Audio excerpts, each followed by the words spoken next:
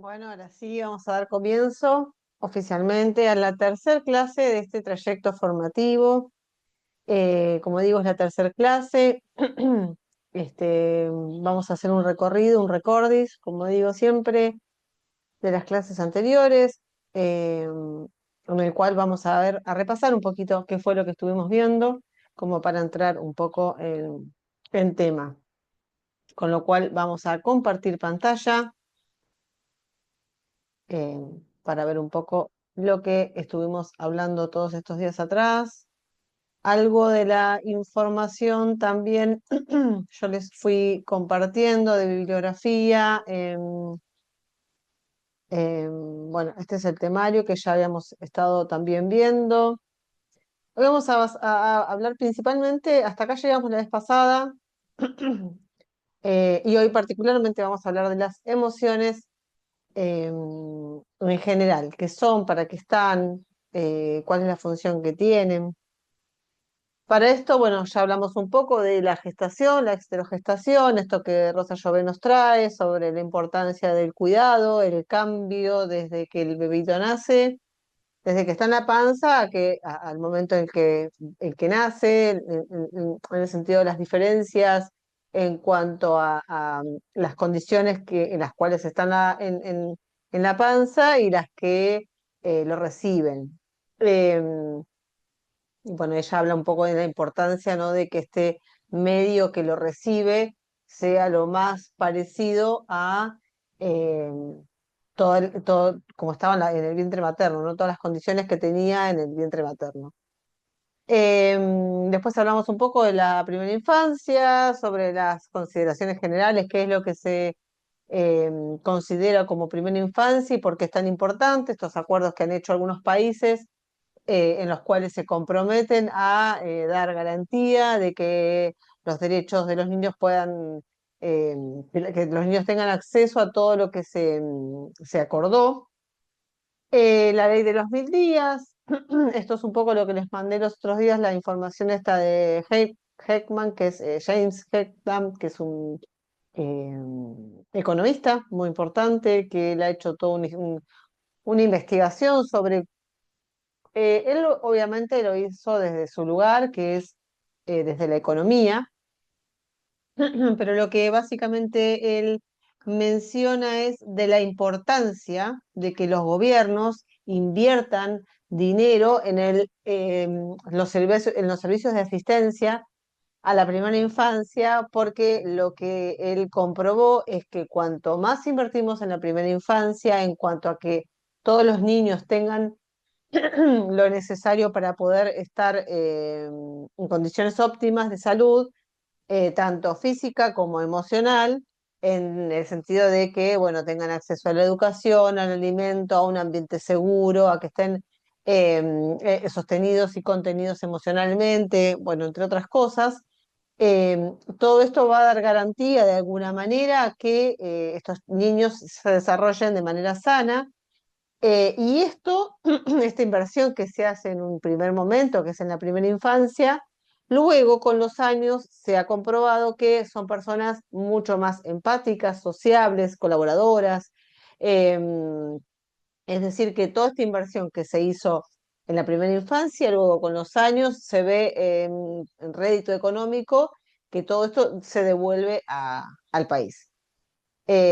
Más o menos esa fue la teoría que respaldó la ley de los 1000 días. Por esto es que los gobiernos, entre ellos Argentina, que es como lo que habíamos hablado en una de las clases, la ley que se debatió fue la aprobación esta de los 1000 días, que es una ley que lo que hace es dar garantía de que los gobiernos, en particular Argentina, se comprometa a que la primera infancia tenga acceso a todo lo necesario para nutrirse este, sanamente. Bueno, lo que hablamos los otros días, esto de la epigenética, el desarrollo específicamente y puntualmente el tema del cerebro. Lo que estuvimos viendo es cómo se va desarrollando el cerebro, los distintos cerebros, la teoría de Paul MacLean, que es la teoría del cerebro triuno. bueno, hablamos un poco de la plasticidad, la sinaptogénesis, que es la información que se va transmitiendo, y las podas neuronales. eh, También lo mencionamos y hablamos un poco de esto. Y hoy nos adentramos en las emociones. Vamos a llegar hasta esta placa. Eh, bueno, esto es lo que digo en todas las clases, la importancia de los docentes como pilar fundamental eh, en un país. Y, a ver, aguárdenme un minuto porque estábamos con algún inconveniente en compartir la pantalla. A ver.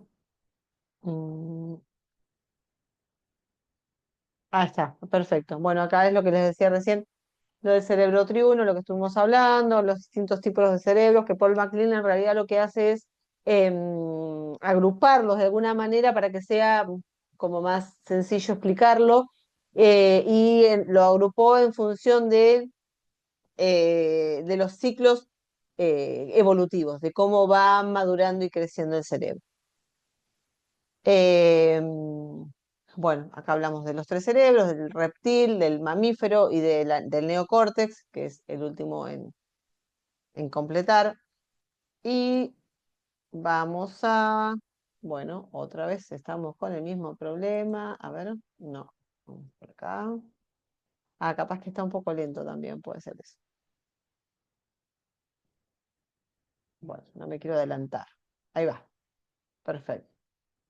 Bueno, mientras tanto yo continúo y se sigue sumando gente. Este, seguimos, seguimos con el tema porque, como siempre digo, esto queda grabado, así que no hay ningún problema. Yo la información después se las vuelvo a enviar, más allá de lo que fuimos viendo acá, pero yo se las envío, así que no hay ningún problema.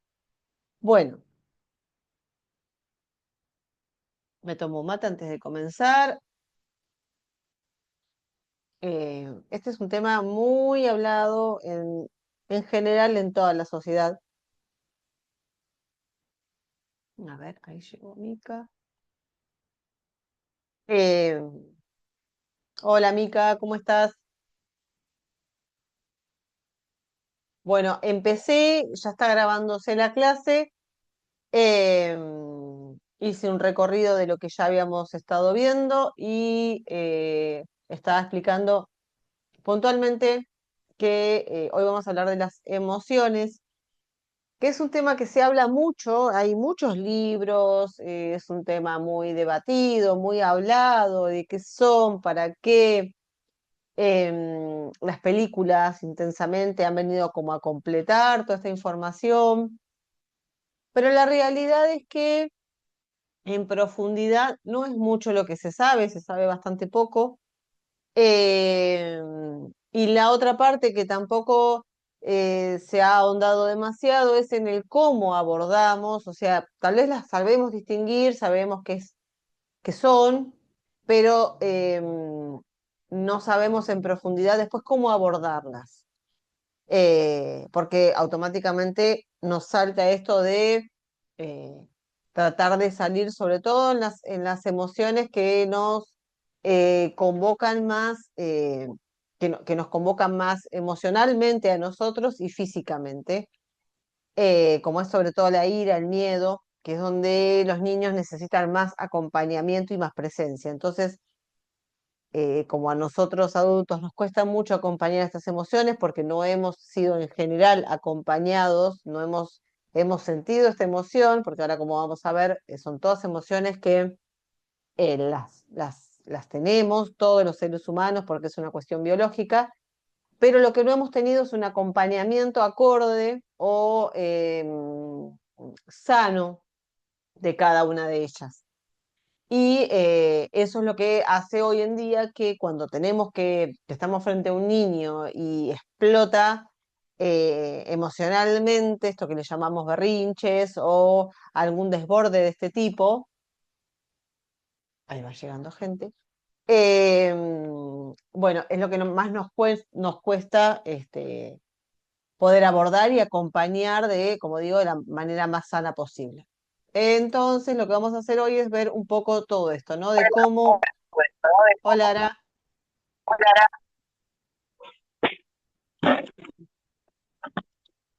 Hola, Hola, ¿cómo estás? ¿todo bien? Bueno, bueno, te cuento que la clase se está grabando, ya, bueno, comencé, hice un repaso de lo que habíamos visto anteriormente y estaba contando que hoy vamos a hablar particularmente de las emociones. Eh, Igualmente, quédate tranquila, como siempre digo, esto queda grabado, así que bueno, no hay ningún problema. Bueno, este es un punto en el cual después más adelante vamos a ver un poco específicamente lo que es la teoría del apego, que está íntimamente relacionada a esto. Y esto, a su vez, está íntimamente relacionado a lo que ya vimos, que es lo del cerebro, cómo funciona el cerebro, sobre todo en los niños más pequeños. Entonces, es como que este punto es muy importante y está en el medio de estos dos temas que son trascendentales eh, en todo este trayecto. Así que para comenzar vamos a hablar, bueno, en este punto vamos a detenernos un momento, que es esto de las emociones, ¿no? Vamos a hablar de las emociones. ¿Qué son?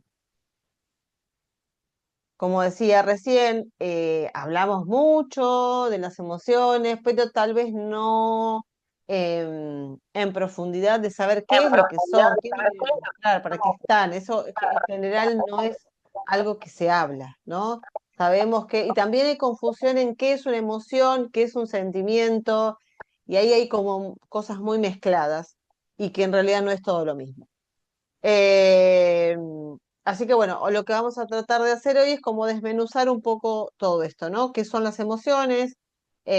Vamos a distinguir entre emociones básicas y secundarias. Secundarias no porque sean menos importantes, sino porque se logran después. Eh, Así que bueno, vamos a comenzar. Bueno, ¿qué son las emociones?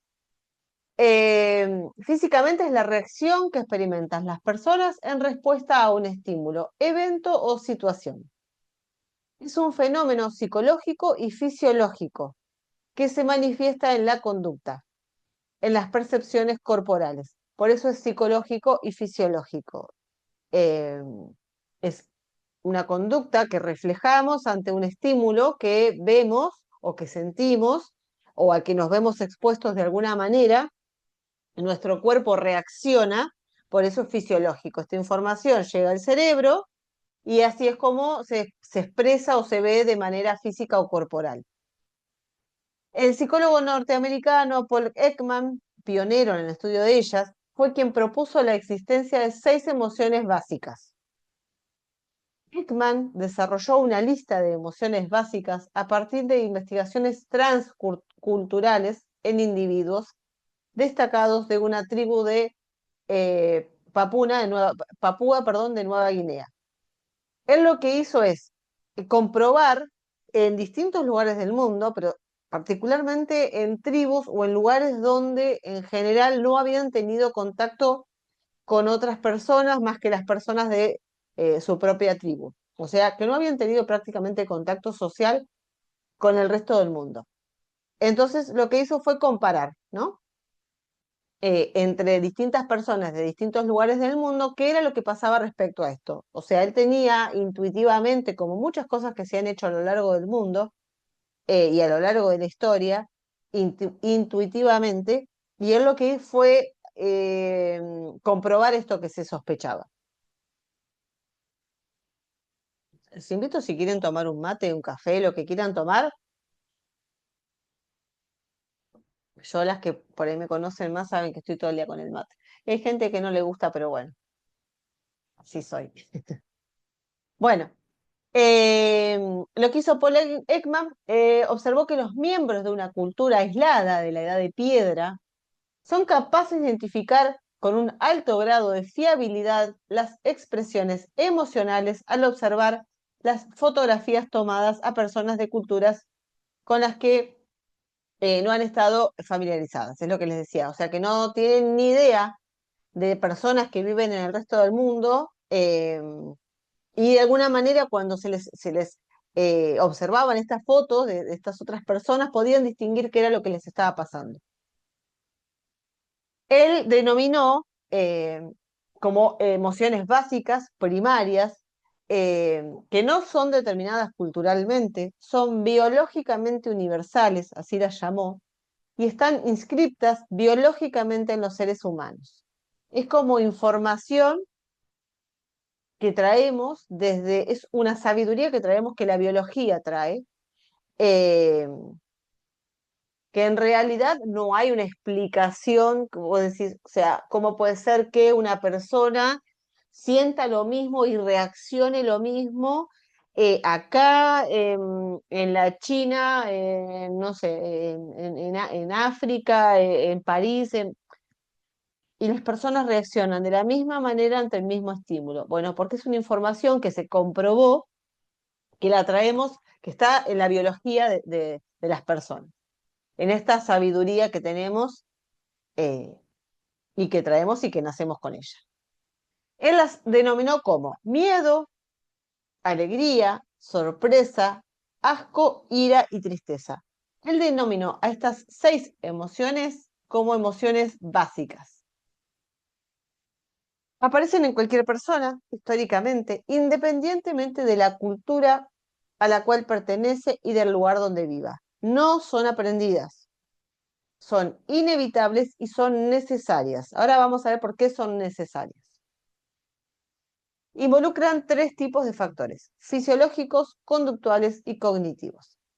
Por ejemplo, una persona que siente miedo experimenta taquicardia, que ese sería como el factor fisiológico, o sea, lo que expresa su cuerpo, sus órganos, en función del miedo este que está sintiendo. Cambia su expresión facial y su tono de voz. Esto sería el factor conductual.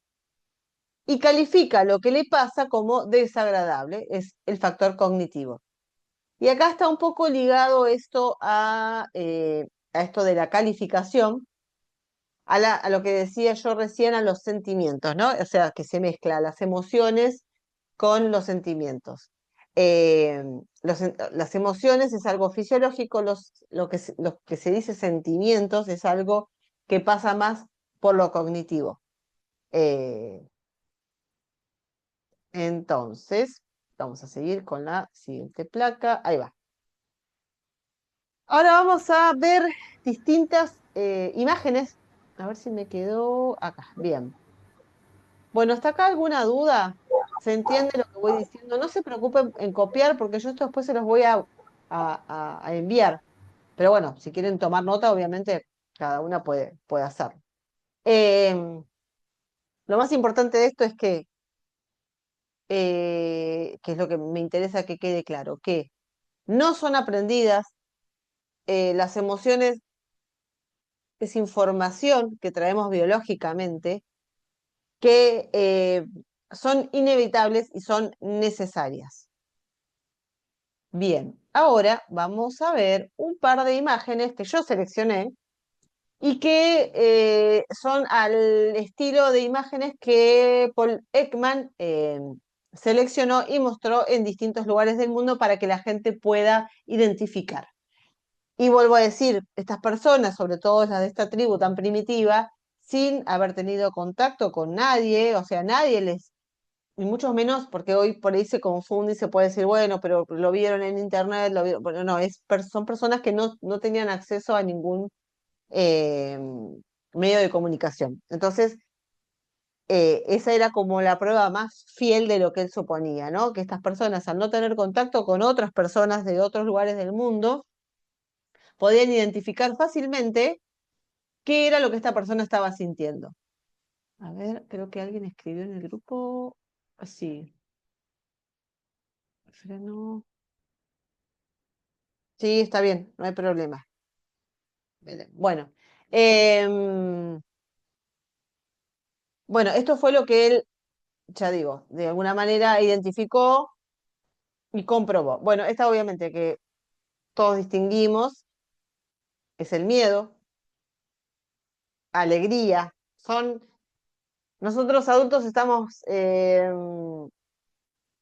como ya más entrenados, ¿no? En esto de ver a esta persona con esta emoción y distinguir fácilmente.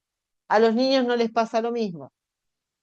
Eh, Muchas veces distinguen, pero no saben que es una emoción, o sea, no con el nombre que nosotros le ponemos. Sorpresa,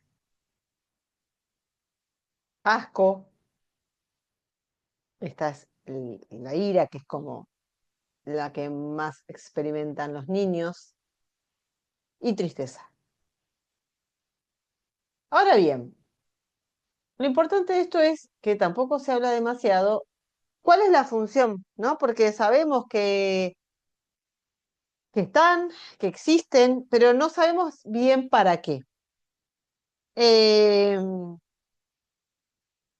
Sobre todo, algo que es muy importante en la primera infancia, en los primeros años, cuando nos vemos en situaciones donde estamos con niños que eh, hacen esto que le llaman mal, para mi criterio, mal llamado berrinches, que son estos de los estallidos emocionales.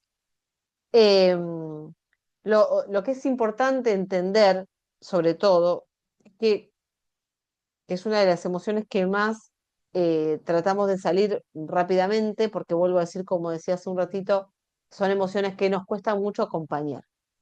Pero es algo que quiero que quede muy, muy en claro, que estas emociones, estos estallidos, tienen que ver con procesos que son saludables en cuanto a la constitución psíquica de las personas.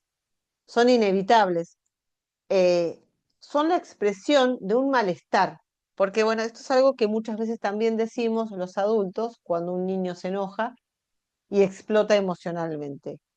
Yo lo que siempre digo y menciono, acompaño mucho a las familias en esto cuando me consultan porque hay niños que sus hijos o grupos de docentes que tal vez están como formándose y entrenándose más en esto, que tal vez me llega mucho esto de estalló o se enojó o hizo berrinche por cualquier cosa. Bueno, entonces ahí pongamos la pregunta, o sea, por cualquier cosa, las personas se enojan por cualquier cosa, ¿nos enojamos nosotros adultos por cualquier cosa?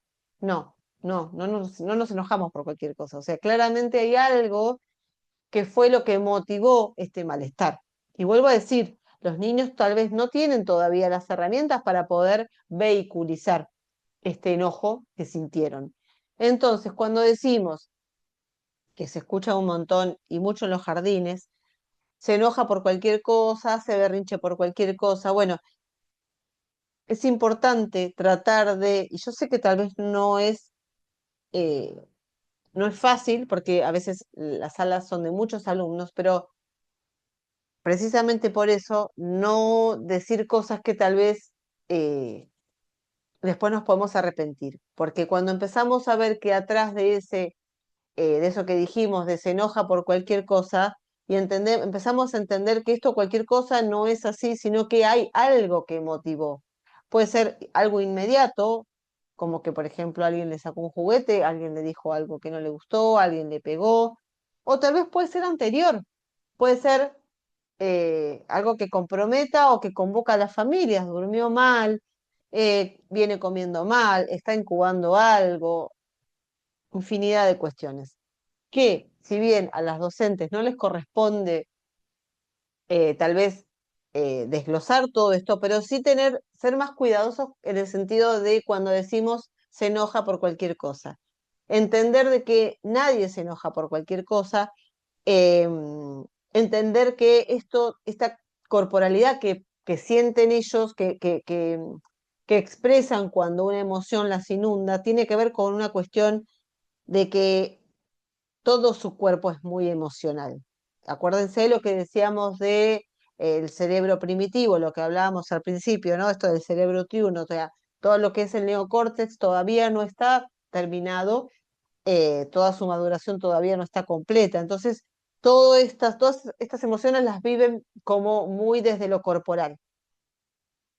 Eh, lo que ellos pueden sentir es una incomodidad en el cuerpo ante esta emoción que los inunda, el cerebro se ve inundado por esta emoción, que ya, bueno, como hablábamos la clase pasada, que esto de que se segrega el cortisol y bueno, ellos lo que sienten es esto, ¿no? Esta incomodidad en el cuerpo.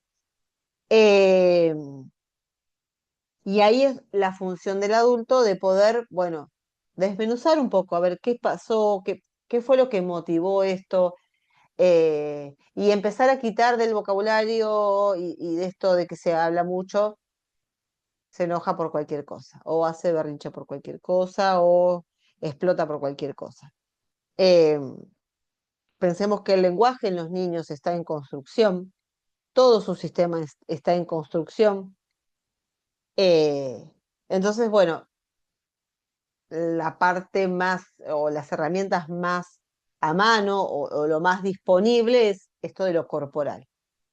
Entonces, bueno, me parece importante como tener en cuenta estas cuestiones cuando decimos esto, ¿no? De se enoja por cualquier cosa. Parezco reiterativa con lo mismo, pero me interesa mucho que esto quede muy en claro porque lo escucho un montón. Lo escucho en las escuelas, en los jardines, lo escucho en las familias. Es como un discurso que se escucha y se repite mucho. Y cuando nos llevamos a la pregunta y a pensar si realmente alguien se enoja porque sí, decimos, no, nadie se enoja porque sí. Bueno, entonces pensemos que los niños tampoco y si está a nuestro alcance y podemos, bueno, ayudemos a ver qué es lo que le está pasando, qué es lo que está motivando, qué es esta incomodidad que está sintiendo en el cuerpo y la expresa de esa manera, ¿no? Tal vez ahí tenemos mucha información eh, en función de cómo está siendo criado este niño, esta niña, cómo está siendo abordado familiarmente, como para poder acompañar, ¿no? Dar información tal vez a las familias en cómo acompañar esto de las emociones. Por eso es lo que decía, se habla mucho, se cuenta mucho de qué son, las distinguimos porque vemos estas imágenes y todo esto, ¿no? Pero eh, después, ¿qué hacemos con ella? ¿Qué hacemos con esta información? O sea, ¿cómo acompañamos? ¿Lo acompañamos? ¿Cómo lo acompañamos? Eh, y vuelvo a decir, cuesta mucho, al adulto le cuesta mucho acompañar esto.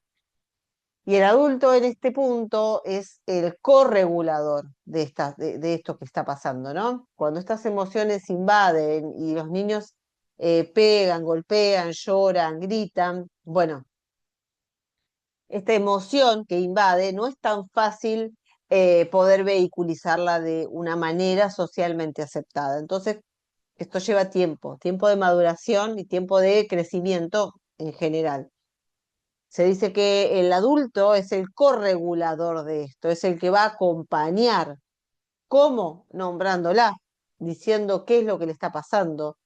Algo que yo justamente ayer hablaba con una docente sobre una chica un poco más grande, no era de la primera infancia, pero bueno, una chica que estaba experimentando algunos estallidos.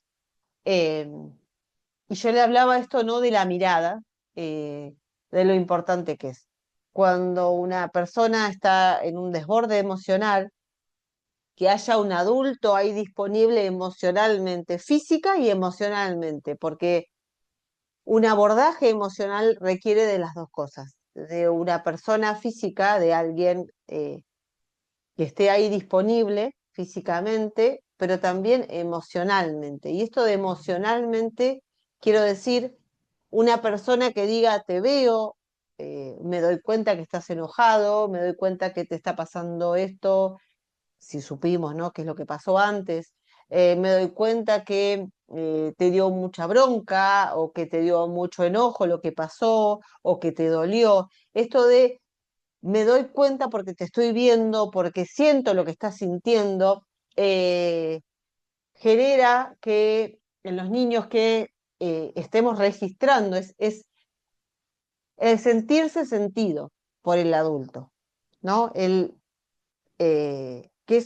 saberse sentido por un adulto en la primera infancia es importantísimo porque es darle valor a la existencia de la otra persona y darle valor a lo que está sintiendo, que esto es lo que muchas veces los adultos dejamos pasar por alto, eh, y algo que se escucha mucho es, bueno, bueno, ya está, ya pasó, vamos a seguir jugando. Bueno, no, ahí pasó algo eh, y este algo tiene que ver con una emoción que hay que ponerle nombre y hay que acompañarla. ¿Para qué? Para que los niños distingan qué es lo que les está pasando, y hagan con eso algo sano, ¿sí? No ocultarlo, no esconderlo, no callarlo, sino, bueno, sí, estoy enojado, estoy lleno de ira porque la situación que sea, ¿no? Porque obviamente en niños muy pequeños no lo van a poder decir y ahí es uno donde le pone palabras, como, el adulto es como el corregulador emocional, pero también el interlocutor de esto que está pasando. En los niños muy pequeños, donde todavía el habla no está establecida, donde, bueno, es todo muy corporal, es el adulto el que hace de interlocutor entre lo que está pasando, ¿no? Entre el que pone nombre y palabra a esto que está pasando. Es esto de que digo de sentirse sentido, bien digo. Eh, es lo que se dice, el adulto en este punto actuaría como sería como un adulto auxiliar, un yo auxiliar. Es como un yo auxiliar de esta construcción psíquica que está haciendo este niño o esta niña.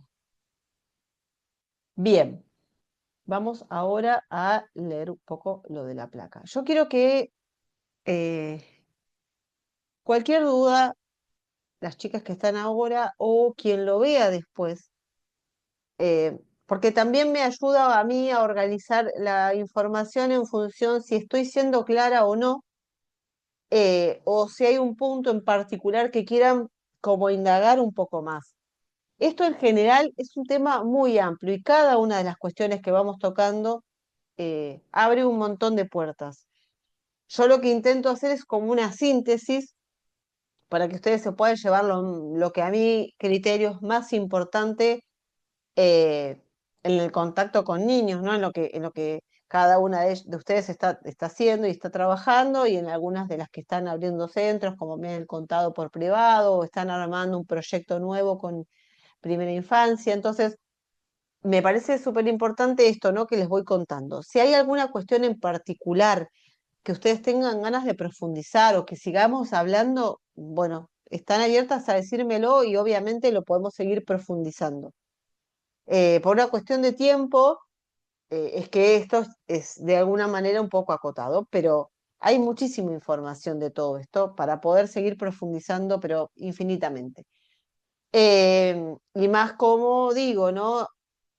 Todo esto tiene un aval científico, puntualmente la neurociencia, y también esto avanza día a día, porque se están haciendo descubrimientos día a día, con lo cual, eh, bueno, nada, es importante que también podamos ir actualizando, como les decía la clase pasada, si alguna de ustedes tiene información que quiera sumar o haya encontrado y leyó y le gustó compartir, también bienvenido sea, porque claramente eh, a todas nos sirve. Bueno, ¿cuál es la función particularmente de las emociones? Me tomo un mate.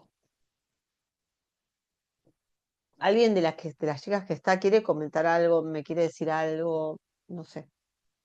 No hace falta que abran cámara, tal vez pueden abrir el micrófono y decirme, no hay problema.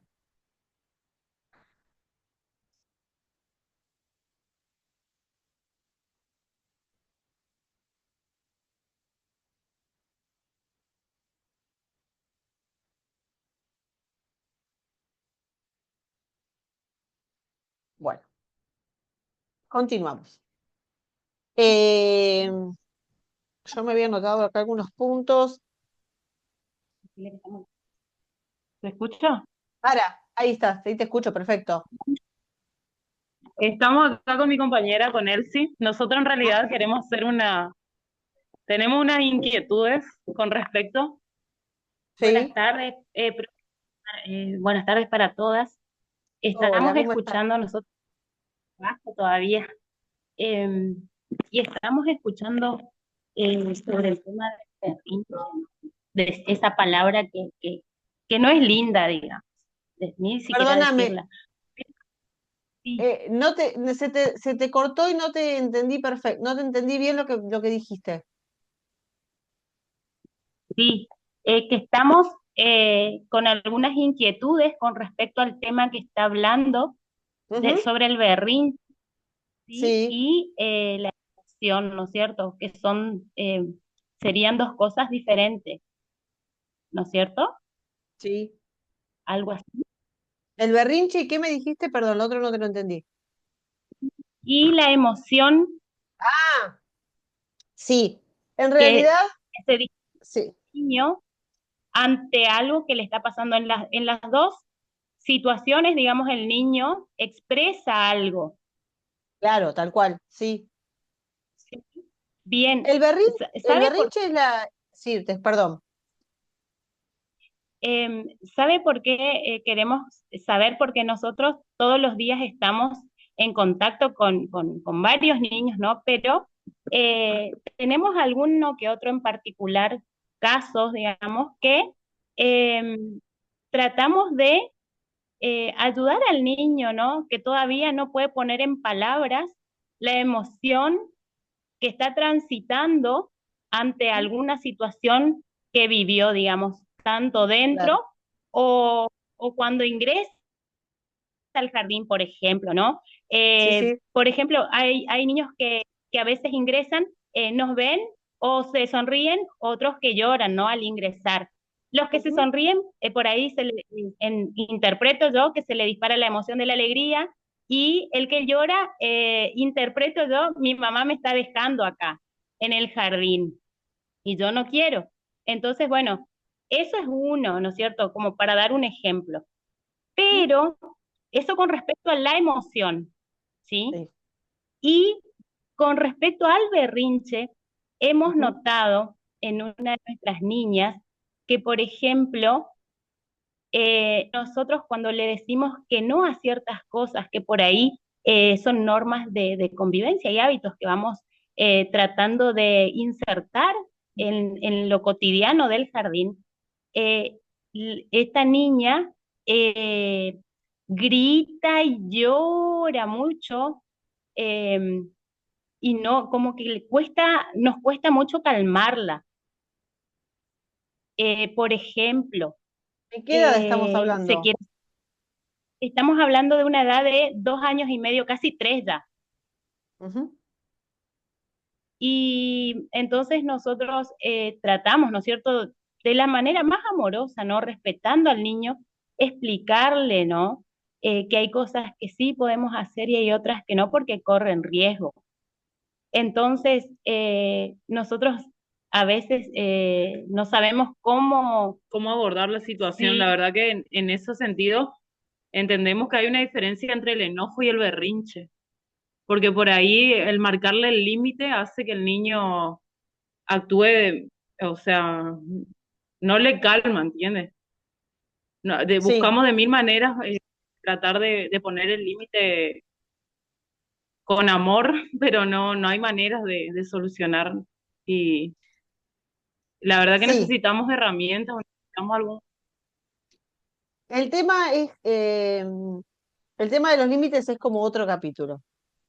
Ah, O sea, en estas situaciones, en este ejemplo que ustedes están viviendo y me están nombrando, el berrinche es como lo que vemos, es como la punta del iceberg, ¿no? Este estallido emocional que comúnmente se llama berrinche. La emoción que está atravesando esta personita es la ira, o la bronca, o la ujú, impotencia que está sintiendo por alguna situación.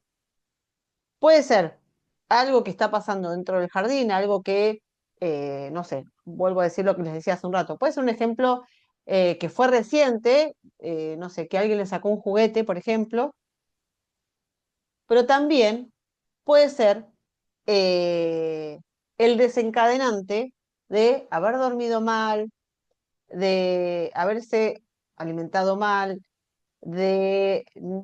hay que ver también esta persona, el vínculo que tiene con la mamá, o sea, la parte vincular en esto de los desbordes, porque las docentes dentro del jardín hacemos todo lo posible, pero hay que ver desde casa también cómo abordan todo esto. Eh, Porque también puede pasar que dentro del jardín los niños hacen un despliegue de lo emocional que tal vez en casa está de alguna manera reprimido. Eh, entonces buscan tal vez en el jardín este acompañamiento de lo emocional. Son como varias cosas para poder desarmar de esta situación, para poder analizar bien y ver qué es lo que les puede estar pasando. Eso por un lado. Por otro lado, el tema de los límites, eh, ahí también hay mucha confusión, porque por un lado una niña de 2 años y medio todavía no tiene construido el no. Entonces, es muy difícil que responda ante el no como tal vez esperamos los adultos. Si esto de poner el límite, que también el no siempre está ligado al límite. O sea, podemos poner un límite sin tener que decir la palabra no. Para que un niño, acá como que nos estamos adelantando un poco igual, pero a lo que después vamos a ver también. Para que un niño entienda el no, eh, en general también a los 2 años. Hola, ¿cómo? Pensé que él había hablado. A los 2 años aproximadamente también es una edad donde se dice que es de mucha oposición, es una edad oposicionista. ¿Qué quiere decir esto? Los niños no tienen construido el no. Y alrededor de los 2 años, como decía al principio también, siempre se habla alrededor, aproximadamente, porque esto no es matemático, pero en general alrededor de los 2 años es cuando empiezan a construirlo. Y esto de que se ve como un síndrome oposicionista, que no lo es parte saludable de la construcción. Acá voy a ir más despacio. Ellos necesitan oponerse cuando uno le indica algo, pero no es porque son oposicionistas, porque se están construyendo oposicionistas, sino porque en esta oposición necesitan eh, sentirse que su opinión o lo que están sintiendo es distinto a lo que le está diciendo el entorno, en este caso ustedes que son las docentes. Es como una manera de afianzar mi identidad y saberme distinto al otro. ¿Se entiende? Tiene que ver con Sí. esto. Por eso es que ahí es cuando empiezan a construir el no, y el no es necesario. Pero todavía no lo entienden como lo entendemos nosotros. Esta construcción se va haciendo paulatinamente y con el tiempo. Lo necesitan al no, pero no lo entienden como nosotros. Lo necesitan ¿por qué? Porque necesitan saberse distintos a nosotros. Así es como también esto, bueno, me estoy recontra adelantando. Hay una clase que es particularmente la construcción de la alteridad. Ellos necesitan construir la imagen del otro y la construyen a través de que la otra persona le dice que no. Entonces ellos como que se afirman en lo que quieren y esa es la diferenciación, el construir al otro, es esto de la construcción de la alteridad. Yo soy yo con mis deseos, con mis valores, con mis ganas, con lo que me gusta y con lo que me gusta, a diferencia del otro que me está diciendo que algo que estoy haciendo no lo tengo que lo tengo que dejar de hacer, no lo puedo hacer más. ¿Se entiende? Por eso esto es parte Sí, sí, sí. saludable del crecimiento. El tema es que a los adultos nos cuesta mucho lidiar con esto. Como estamos en esto de tratar de abordar todo esto de manera respetuosa, lo que nos queda es seguir marcando la norma, es decir, esto acá lo permitimos, pero esto no lo podemos permitir, por ejemplo, golpear, pegar, eh, tratarse mal, decirse cosas feas, esto acá no lo permitimos, ¿no? Por ejemplo, en la sala. Pero podemos permitir esto otro y nombramos lo que sí permitimos. Lo nombramos, las dos cosas las nombramos. como el no todavía no lo tienen construido, lo están construyendo, la acción tiene que acompañar a este no. Entonces, si decimos, no sé, mira, acá no se tiran piedras, por ejemplo. Bueno, no sé si en la sala, no en todas las salas hay piedras, ¿no? Pero algo que no se pueda tirar. Lo que hacemos es correr ese objeto, lo agarramos y le decimos, mira, esto acá no se tira, acá con esto jugamos de tal manera. Lo acompañamos con la acción, al no. Entonces empiezan a relacionar, ¿no? Que sí y que no. Solamente el no aislado no sirve. Esto, o sea, cuando decimos no, así no, es una frase que queda aislada y que en realidad no terminan de comprender qué es lo que está pasando, qué es lo que le están diciendo que no, porque no lo están construyendo, no, todavía no lo tienen construido, lo están construyendo. Eh, entonces es importante acompañarlo de la acción. Eh, yo, por ejemplo, cuando me consultan mucho en las casas, por ejemplo, donde hay un montón de objetos que son un peligro, no sé, cosas de vidrio, espejos, portarretratos, eh, y muchas familias gastan un montón de energía diciendo no, eso no se agarra, eso no se toca, que te lastima. Bueno, lo que siempre digo, corrámoslo hasta que saquémoslo de circulación, hasta que crezca y entienda que eso no se puede agarrar o si se agarra con mucho cuidado. Porque también lo que estamos haciendo en ese momento de no correr las cosas que sabemos que están en peligro o no, o cuando no acompañamos este no de la acción, lo que estamos haciendo es de alguna manera descuidarlos, porque les estamos dando el poder o la autoridad de decidir sobre esa acción. Es decir, si yo digo que no, ¿no? Que no lo hagas, y el niño lo sigue haciendo, pero me quedo en eso y no hago más nada, le estamos dando el poder, simbólicamente, de que siga haciendo lo que está haciendo. Y si se está poniendo en peligro, lo va a seguir haciendo. Y la función del adulto, como jerarquía, es correrlo de esa situación. Entonces, por eso digo, se acompaña de la acción. ¿Se entiende lo que digo? Sí, sí, sí, se entiende. Perfecto. Después, igualmente, un poco más adelante vamos a ver como un poco más profundamente esto. Y si quieren, igual después lo podemos seguir charlando, no hay ningún problema. Dale, profe, Pero dale, gracias. como digo, es un tema bastante complejo. Los adultos ligamos el tema de los límites al enojo, al no, eh, y en general, en realidad, no es necesario, eh, si lo hacemos consciente, llegar a estar enojados para transmitir un límite. Cuando pensamos conscientemente por qué estamos poniendo un límite y nos anticipamos, eh, podemos transmitirlo con amor, comunicarlo sin llegar a estar enojados. La realidad es que estas son cuestiones que se van construyendo en los distintos ámbitos, ¿no? En el ámbito escolar o educativo, en el ámbito familiar, en el ámbito social. Sabemos que hay normas eh, las cuales rigen de alguna manera las cosas que no están permitidas, y estas cuestiones son las que se transmiten de generación en generación. Lo que hace el adulto es transmitirlo en lo posible sin estar enojado, o sea, anticiparse a qué cosas no vamos a permitir, comunicarlas de buena manera, y después lo que queda por parte del adulto es sostenerlas en el tiempo.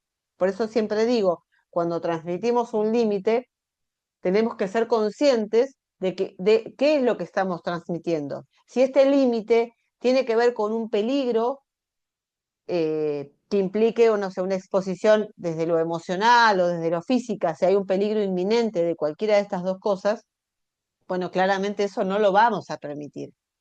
Entonces, ser consciente de lo que estamos diciendo que no, del límite que estamos poniendo, y este límite poder sostenerlo en el tiempo, porque también eh, tratar de comunicar algo que no vamos a permitir, pero después no lo sostenemos en el tiempo, genera mucha confusión y es muy difícil acompañar este límite cuando nuestra palabra no está siendo coherente, porque lo que los niños necesitan es certeza y seguridad en lo que nosotros les estamos comunicando.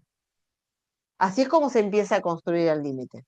Por eso digo, el límite es una construcción social, familiar, desde el espacio donde los niños vayan transitando. Entonces queda por parte del adulto sostenerlo en el tiempo. Por eso digo también que el límite tiene que ser acorde a la edad que tienen los niños, ¿no?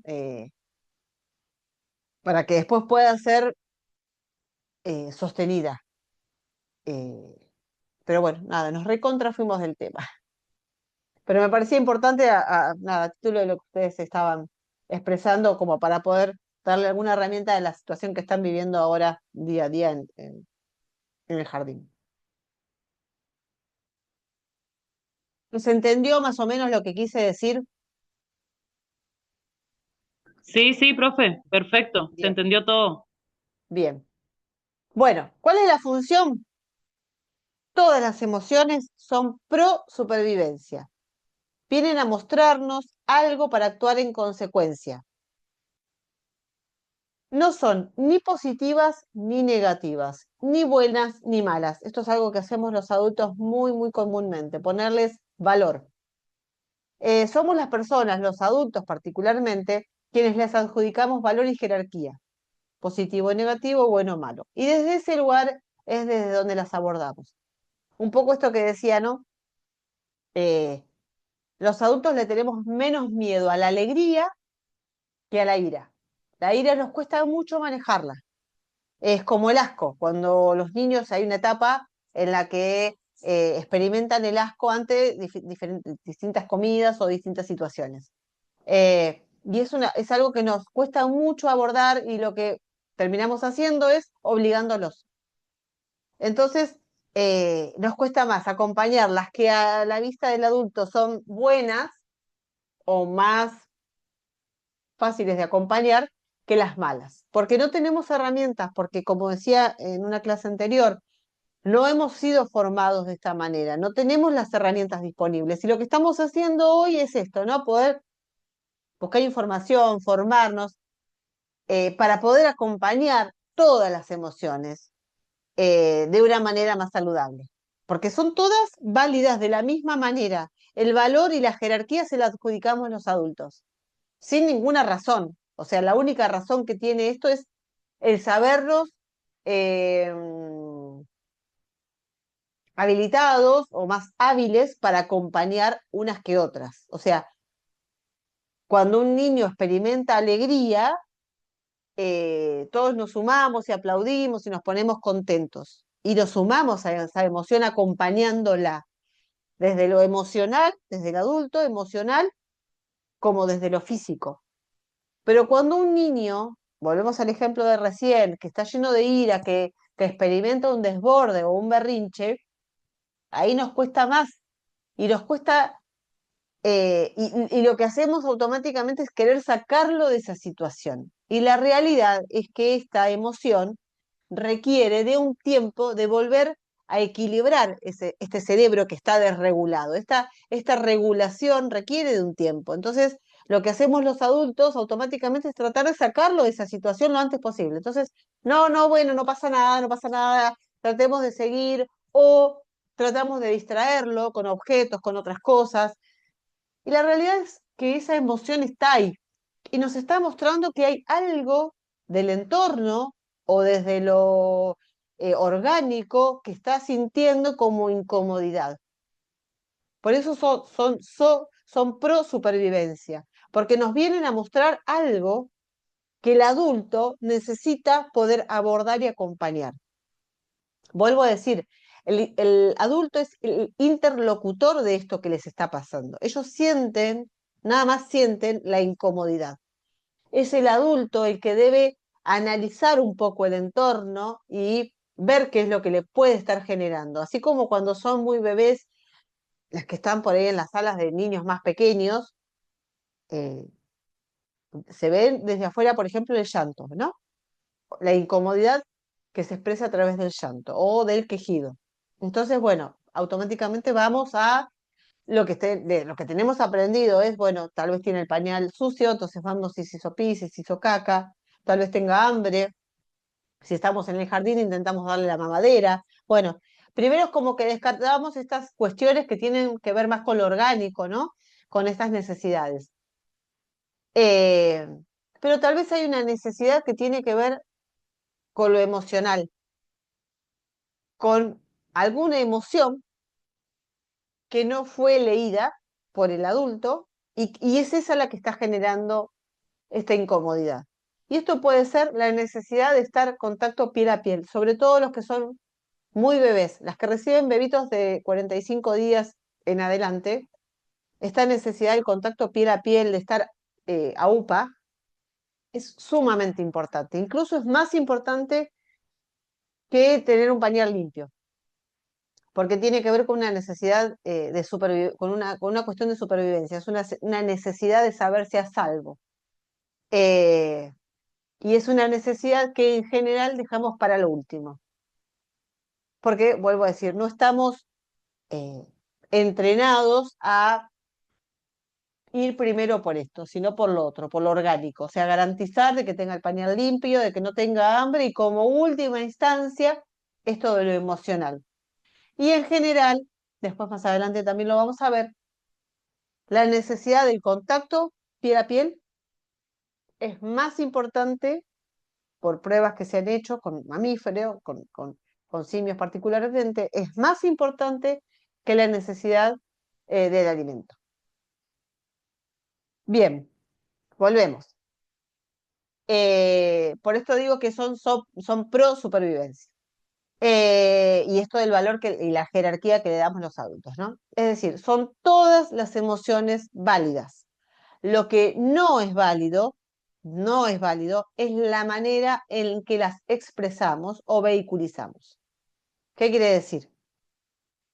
Incluso igual, o sea, yo voy hablando y voy pensando, ¿no?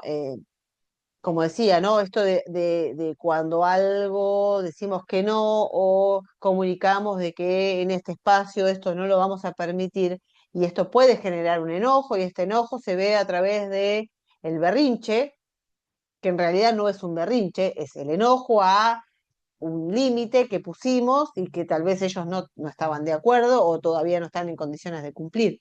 Ese es el enojo que generó el estallido.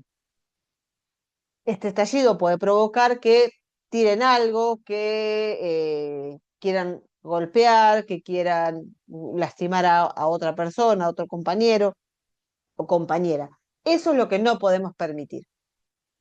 Podemos sí entender qué es lo que está pasando o podemos darle una explicación a lo que está pasando, pero a través del ejemplo, vuelvo a lo mismo, eh, les contamos que esto no está permitido. No está permitido golpear, no está permitido pegar. Son cosas que se comunican y se practican y se sostienen en el tiempo.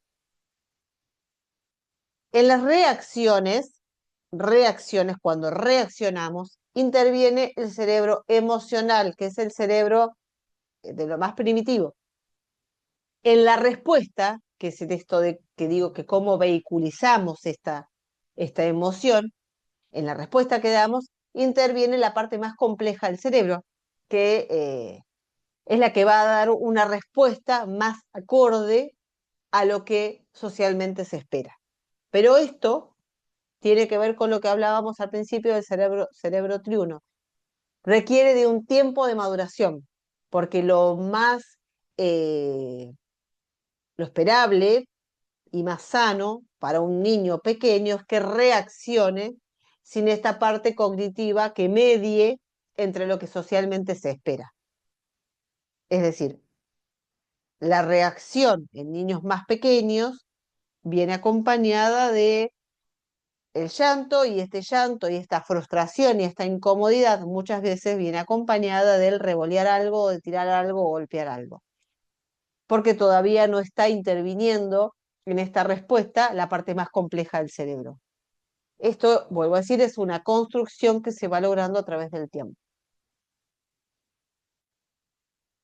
Estas serían las emociones primarias, estas que veníamos hablando, ¿no? Estas que fácilmente se reconocen, que cualquier persona en el mundo, en cualquier parte del mundo, desde las tribus más primitivas hasta las sociedades más modernas, reconocen ante la imagen. Pueden distinguir fácilmente cuando ven una imagen de ira, de alegría, de asco, de tristeza. O sea, fácilmente la ven y pueden sintonizar con que esa persona está sintiendo lo que está sintiendo. Estas serían las emociones primitivas básicas. Ahora bien, vamos a hablar un poco de las emociones secundarias. No vamos a hacer foco en estas porque en realidad estas son de edades más, de mayor edad, de niños más grandes. Y en realidad la formación tiene más que ver con la primera infancia, que es con lo que es por eso para docentes de jardín. Pero vamos a nombrarlas porque también son importantes. Las emociones secundarias no están presentes en todas las culturas. Surgen de la combinación de diferentes aspectos de las emociones primarias y se manifiestan de acuerdo a códigos sociales, culturales y personales aprendidas. Estas emociones tienen que ver con una, un encuentro entre las emociones primarias, que son las que vimos y nombramos recién, y lo que la cultura hace de todo eso. Eh, Se dice que la cultura lo que hace es moldear a la persona y a la personalidad, ¿no? Entonces, esto es lo que pasa con las emociones secundarias. Es un interjuego entre las emociones primarias y lo que la sociedad va moldeando en esa persona. Eh, por eso son aprendidas, porque si una persona está expuesta a una emoción, o sea, una emoción. Una persona está expuesta a que ante una emoción que es la ira, no hay un entorno que acompañe, que la nombre, que le ayude a vehiculizarla. Y sin embargo, lo que hace es dar una respuesta donde cada vez que esa persona siente ira, hace el entorno, la persona que está a cargo o la familia en general, las figuras de apego primaria o secundaria, que son las docentes, hacen como si nada, o sea, bueno, no pasa nada, no pasa nada. Esta emoción empieza a estar acallada, empiezan a no mostrarla. ¿Por qué? Porque no hay un entorno resonante. Entonces es un código que se empieza a aprender, ¿no? Bueno, ante esta emoción que es la ira, no la muestro. Y después nos encontramos con adultos, porque esto no es que no la muestro y aprendo a no mostrarla y queda ahí. No, esta emoción sigue estando. Lo que nos pasa es que después nos encontramos con adultos que no le supieron dar un cauce sano eh, y llegan a la edad adulta sin poder gestionar esta emoción de manera sana. ¿Y qué hacen? Lo mismo que hace un niño pequeño de revolear algo, golpean, bueno, infinidad de personas que nos encontramos, o sea, prendemos la tele y nos vemos dos personas chocaron y terminaron a las piñas, se pelearon en la calle y uno sacó una pistola y le pegó un tiro, o sacó, no sé, algo y empezaron a los golpes. Bueno, mucho de todo esto, el origen está en esto que estoy diciendo, en que estas emociones no fueron vehiculizadas de la manera más sana posible o de lo que el entorno pudo dar. Sano, ¿no? Eh, Fueron emociones que quedaron ahí, acalladas, y no es que se dejan de estar, no se extinguen. Las emociones están y nos acompañan de por vida. Lo que vamos haciendo es lo que el entorno, lo que la sociedad va moldeando con nosotros. Eh, y de eso, o sea, de eso, de ese interjuego, es el resultado de lo que de adultos vamos expresando, ¿no?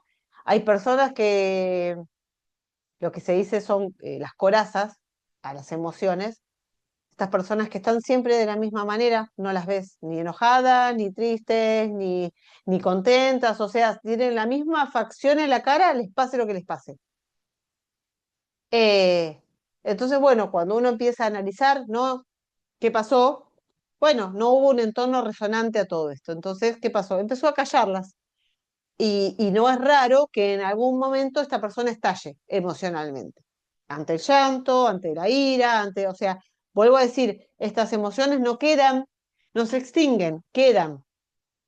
Lo que estamos intentando hacer con esta nueva generación es de reconocerlas, porque sabemos que tienen que ver con la biología y que están, y lo que intentamos es ser un entorno resonante que las reconozca, que les dé voz, eh, y que los acompañe a vehiculizarlas, que les ponga palabra y que les cuente que esto sí y que esto no, que está bien lo que están sintiendo porque es parte de la biología y que todos lo sentimos, pero esto, vuelvo a esto de la vehiculización, esto no lo podemos permitir, esto sí lo podemos permitir, bueno, ¿no? Esto que digo de que el adulto es el que muestra de qué manera se hace.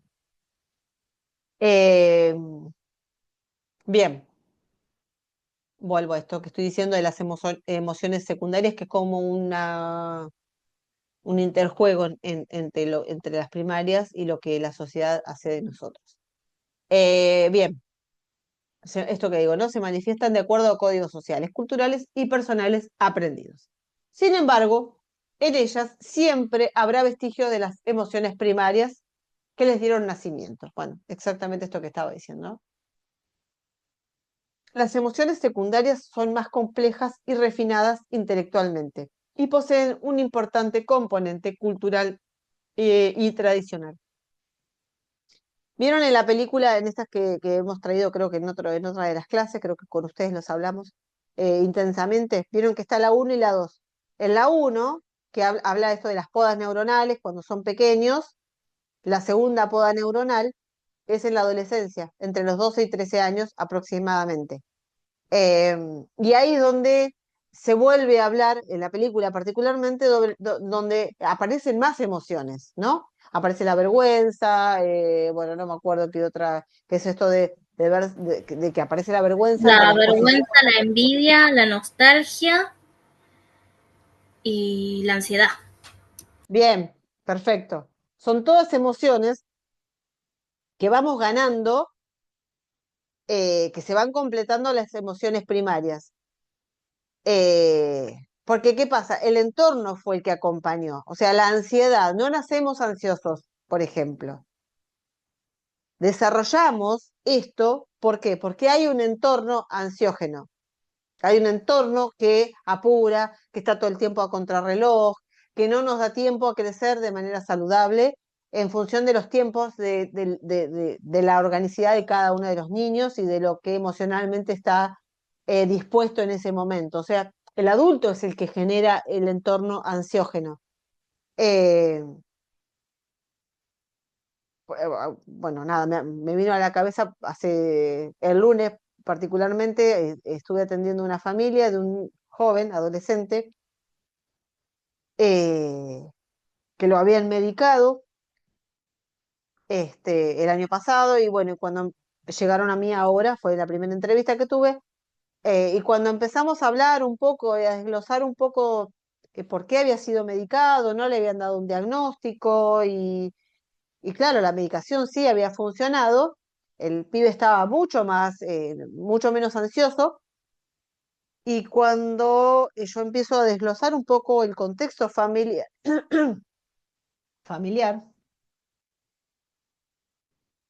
empezamos a hablar un poco de cómo eran las rutinas familiares, el tema de las pantallas, el tema del sueño. Y en realidad toda esta ansiedad, cuando me dijeron que no les habían dado un diagnóstico, pero lo habían medicado, yo ahí dije, o sea, ahí se me encendió la alarma. Dije, bueno, pará, o sea, no hay algo orgánico, hay algo entonces de lo vincular. La realidad es que era que el sistema familiar era ansiógeno. No estaba acompañado porque estaba muchas horas expuesto a una pantalla, a un celular, no estaba durmiendo como tenía que dormir, o sea, no había las horas de descanso necesarias, todo el sistema familiar no estaba acompañando, con lo cual esta persona estaba generando una ansiedad extrema, acallada por la medicación, claramente, pero en realidad lo que yo le intentaba comunicar a esta familia era que si logramos hacer algunos cambios que garanticemos de que esta persona duerma, pensemos que es un adolescente, o sea, volvemos a lo que hablábamos al principio del cerebro, ni siquiera el cerebro está del todo maduro, recordemos que el cerebro se termina de madurar a los 25 años, entonces pensemos que es un joven que todavía está en crecimiento y maduración. Si logramos que el ambiente que lo acompaña sea un poco más resonante y que acompañe un poco más eh, todo su crecimiento, la medicación en realidad deja de ser necesaria. Eh, bueno, nada, por eso digo que vino a esto de que me nombraste vos esto de las emociones, a esto de la ansiedad, ¿no? Que se ve muchísimo en la adolescencia, niños ansiosos, jóvenes ansiosos, y la realidad es que vivimos en un entorno de mucha ansiedad. Los niños obviamente lo experimentan porque son, eh, nada, el resultado de cómo vivimos los adultos, no están Eso lejos de eso. también Entonces, de querer como que todas las cosas sean rápidas, que todo sea instantáneo, eh, tal cual. como el tener el celular que querés buscar algo y es inmediato, entonces eso también ayuda mucho. Va, no ayuda, sino como que Sí, perjudica. sí, tal cual. Bueno, vieron que los reels son cada vez más cortos. O sea, eh, es increíble cómo la mente se va acostumbrando, ¿no? A la rapidez, a la inmediatez, y quiere cada vez más. Esto que se habla mucho, que sobre todo las pantallas, los dispositivos, eh, generan en el cerebro una adicción que es cada vez más necesario el poder, no el poder, querer consumir. eh, por eso los reels son cada vez más rápidos, es todo cada vez más vertiginoso. Por eso hay que tener mucho cuidado cuando, un poco así como resumen de lo que hablábamos, cuando hablamos de que un niño es caprichoso, hace berrinche por cualquier cosa, bueno, pensemos un poco en todo esto, ¿no? ¿Qué pasó? ¿Cómo fue el ambiente? ¿Desde dónde llega? ¿Qué pasó en la familia? ¿Cómo durmió? Todo esto hace que desencadene, previo a llegar al jardín o mismo en el jardín, que una situación sea desbordante o que un niño se desborde emocionalmente. Bueno, vamos a terminar con esta partecita que me queda terminar de leer. Bueno, nada, esto, ¿no? Las emociones secundarias son más complejas y refinadas intelectualmente y poseen un importante componente cultural y tradicional.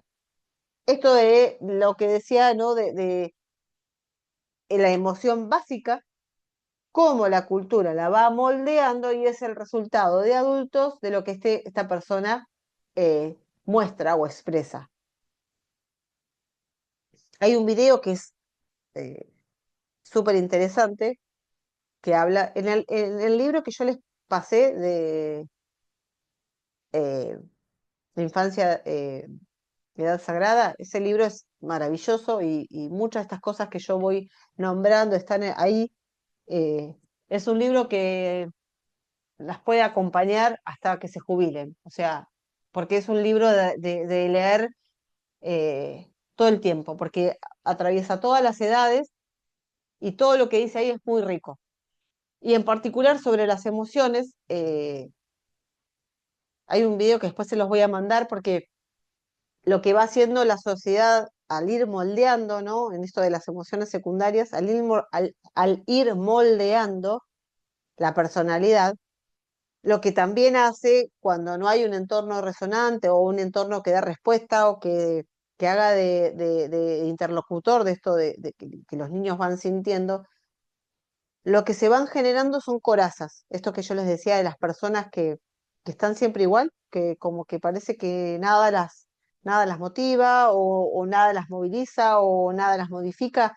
Bueno, se habla de que esta personalidad se va haciendo de corazas y así es como empieza a funcionar socialmente.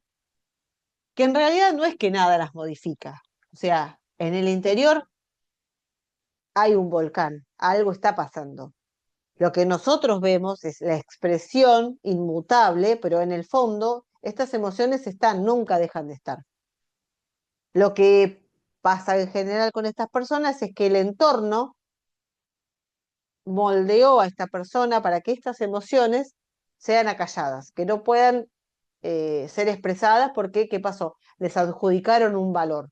Entonces, no las vamos a ver tristes nunca, no las vamos a ver enojadas. ¿Pero por qué? Porque hubo un entorno anterior, en la primera infancia, donde no le dio cauce a todo esto.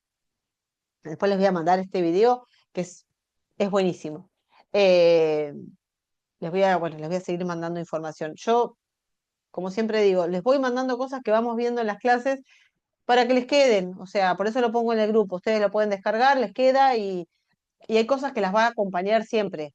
Eh, Porque está bueno por ir releer, porque hay cosas que uno las ve ahora y después las vuelve a ver dentro de un año y les da una nueva lectura y bueno, y eso es lo rico, ¿no? Porque también va completando con las vivencias que uno va viendo. Bien, acá ya en realidad ya vamos a ir cerrando igual. Acá vamos a hablar un poco de las necesidades fisiológicas, psicológicas, fisiológicas y la maduración. Es un poco lo que hablamos recién de esto de lo que en general estamos acostumbrados a hacer, esto de cuando un bebé llora o cuando un niño llora, vamos primero a lo que sentimos que puede estar pasando, ¿no? El tema de que tenga el pañal sucio, que sea, no sé, que se hizo pis, caca, entonces que vamos y nos fijamos el tema del pañal, el tema de la alimentación, cosas que son lo que tenemos más a mano, ¿no? El tema de tal vez tiene hambre, tal vez llegó al jardín y no había comido y la mamá me dejó una mamadera, entonces probamos, le damos la mamadera y no se calma y el pañal está limpio. Bueno, evidentemente no pasa por ahí, pasa por otro lado, que es...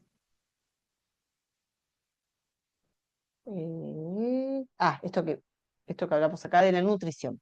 Pero esto lo vamos a dejar para la próxima, porque es un capítulo aparte. Bien, de esto que hemos visto hoy, eh, nada, ¿qué les pareció? Algo que quieran contarme, algo que, no sé, habían escuchado algo de todo esto, lo habían podido ver en algún momento así como más en detalle, algo que me quieran preguntar, como las chicas que me preguntaron recién, lo podemos hablar.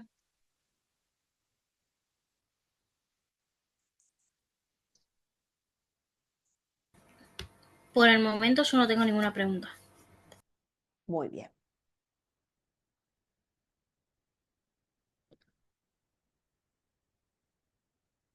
Otra cosa que también me parece importante que yo, además de lo que tengo anotado acá, me voy haciendo anotaciones también porque son cosas que me parecen importantes también, nada, ir mencionando, ¿no? Esto de que pasa mucho en los jardines, que se escucha esto de eh, se frustra muy fácil, se enoja y se frustra, o se frustra y se enoja mucho. Y lo importante es también entender que la frustración, la tolerancia a la frustración, es algo que también se construye. Eh, ¿Cómo se construye? Sabiendo primeramente de que soy suficiente, saberme apto para lograr lo que quiero lograr. Eh, entonces, obviamente nos vamos a frustrar, porque cuando ponemos un límite, eh, automáticamente esto que estamos queriendo hacer se ve impedido y eso genera frustración.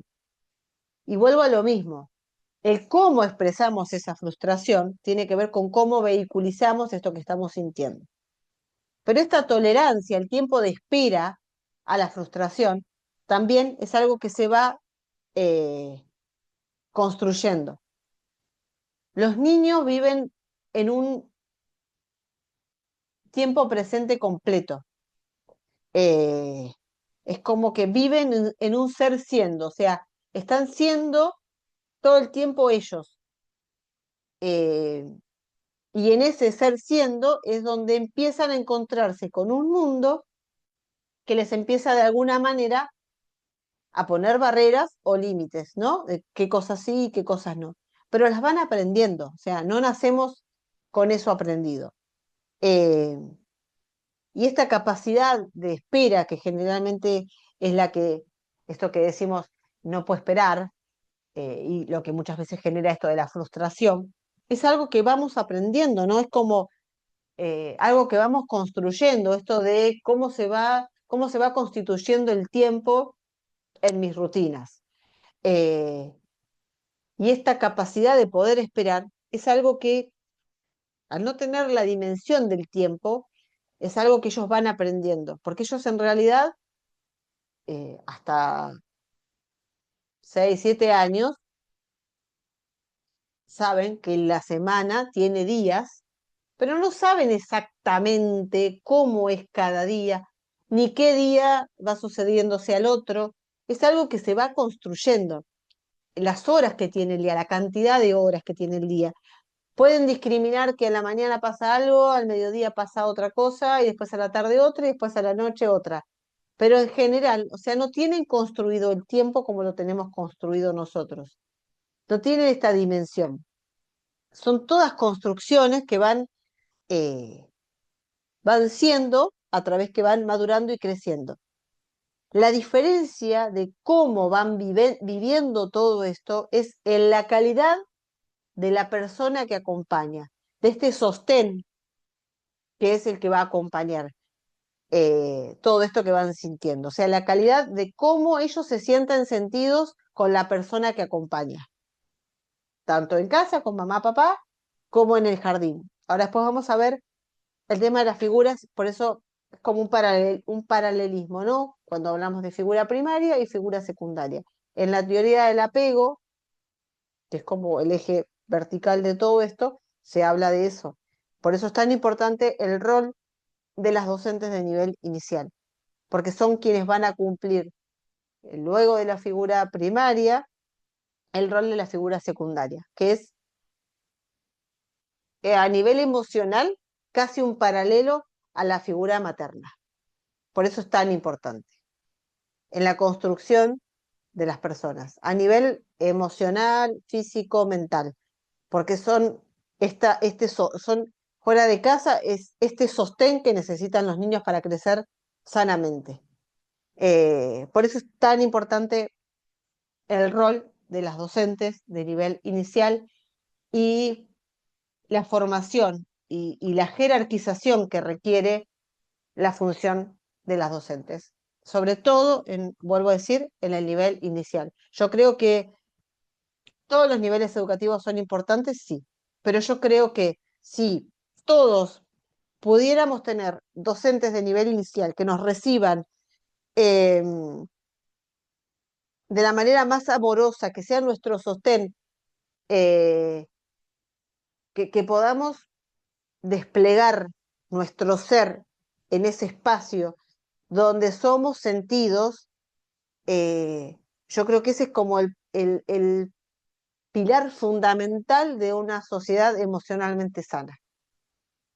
Si nosotros garantizamos, como decía Ekman en la teoría de los 1000 días que les contaba hace un rato, si nosotros garantizamos que en la primera infancia, las docentes dentro de esto, seamos lo más amorosamente tratados y sostenidos, garantizamos de que en el futuro el adulto sea un, una persona emocionalmente sana y eh,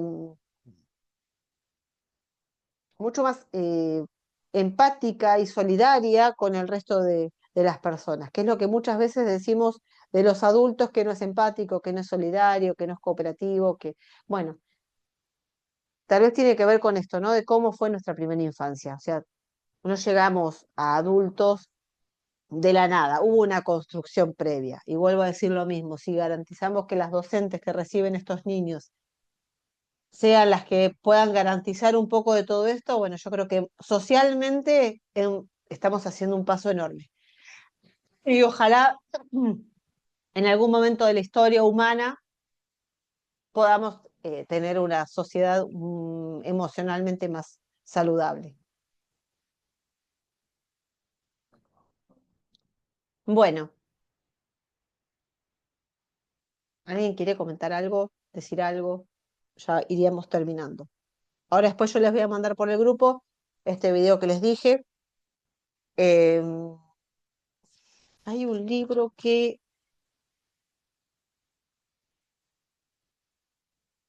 a ver, espere.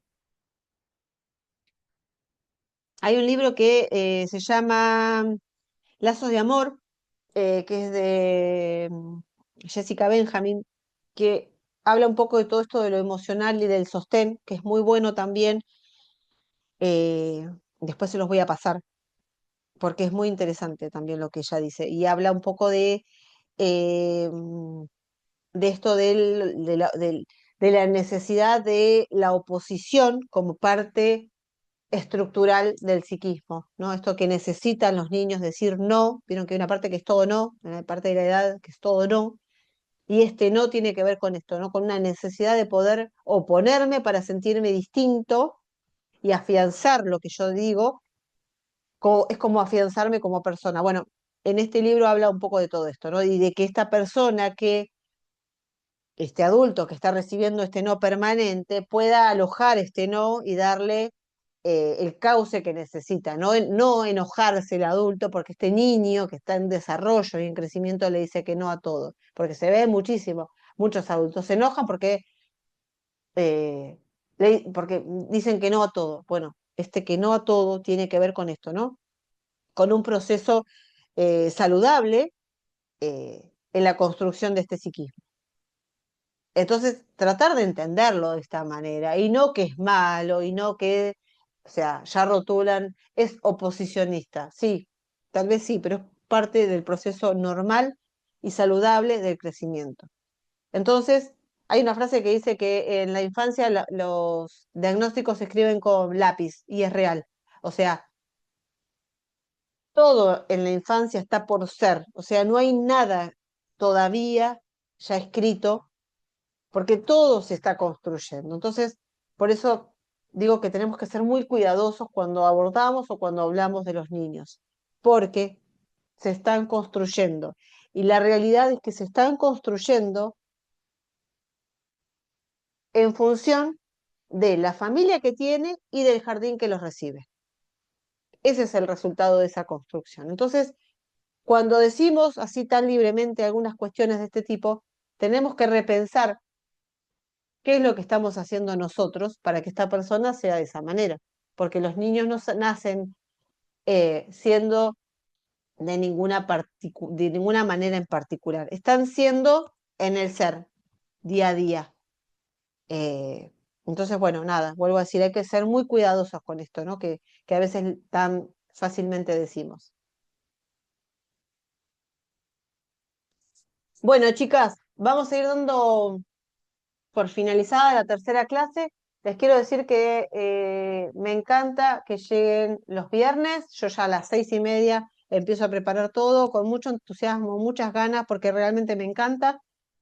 Sé que hay muchas que no se están pudiendo conectar. De hecho, esta semana empezó una chica nueva que me dijo, quiero estar, quiero participar, pero la realidad es que no voy a poder estar presente en los Zoom, pero bueno, las va a ir viendo. Eh, y bueno, hay otras chicas que también me fueron contactando por privado que no están pudiendo estar, pero las están viendo y bueno, y vamos como intercambiando y me encanta. Así que bueno, les quiero decir eso, ¿no? Que me encanta que nada, que estén, que podamos seguir interactuando, que esto es como, nada, un grupo que se va alimentando eh, en lo que vamos charlando acá y en lo que también me van escribiendo por privado y bueno, nada, decirles eso, que estoy muy contenta, que me gusta, me encanta. Así que, bueno, sin más, les mando un beso enorme y nos vemos el viernes que viene. Voy a dejar de... Ahí está. Bueno, les mando un beso grande. Cuídense, que tengan lindo fin de. Chao, Ceci. Chau, chau. Es un placer escucharte. Ay, gracias, muchas gracias. Me encanta también que participen y nada, interactuemos. Les mando un beso grande.